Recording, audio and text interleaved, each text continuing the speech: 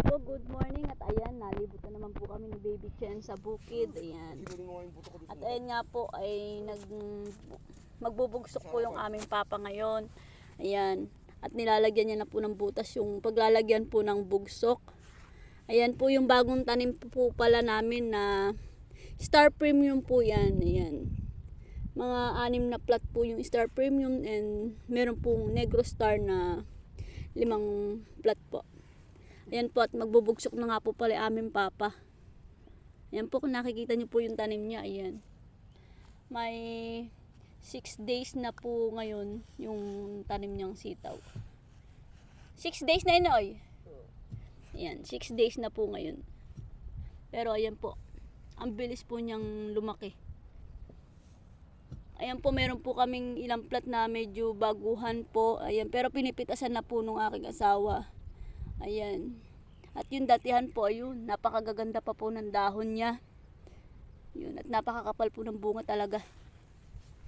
Ito po yung baguhan namin, ayan, pipitasan na rin po yan. At ito naman po yung bagong tanim, ayan. Nakadalawang dahon pa lang po siya. Kung nakikita niyo po, ayan. At bubugsukan na nga po pala ng aming papa ngayon. Ayan, at binubutasan niya na po. Yan po ay 45 days po. Ayan, pipitas na naman po kami ng sitaw dyan. 45 days po kasi bago pumitas ng sitaw. Yan, bago mag-harvest. Yan, kaya bilang po uli kami ng 45 days para mag-harvest ng sitaw. Yun, hindi po ganun kadali talagang magsitaw din dahil matrabaho din po talaga ang pagsisitaw. Yan, kailangan pong, ayan, mabusisi po masyado. Yan, kailangan po talagang bugsok. Ayan, talian. Yan. Lagyan po ng mga tali-tali. Yan, kailangan po magpulipol. Yan. At ayun na nga po, inuumpisahan na po ng papa namin magbugsok. Ayan, magbutas. Yan, kung nakikita nyo po.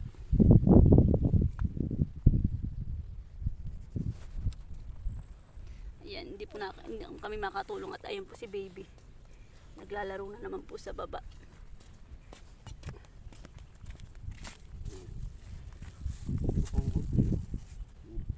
Yulip mo na lahat dyan. Yan.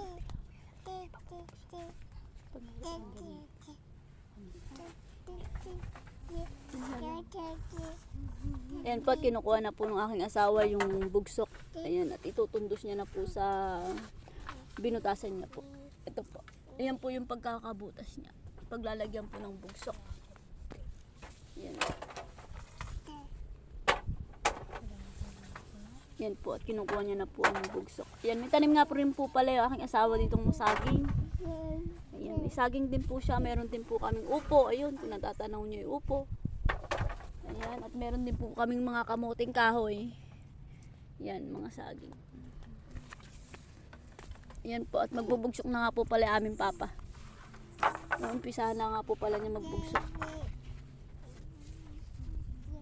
Ayan po, kung nakikita nyo, yan.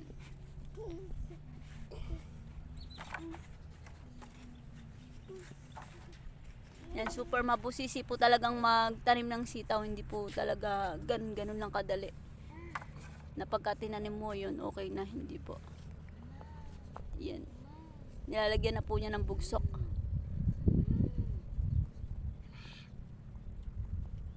Yan. Ang super sipag namin papa.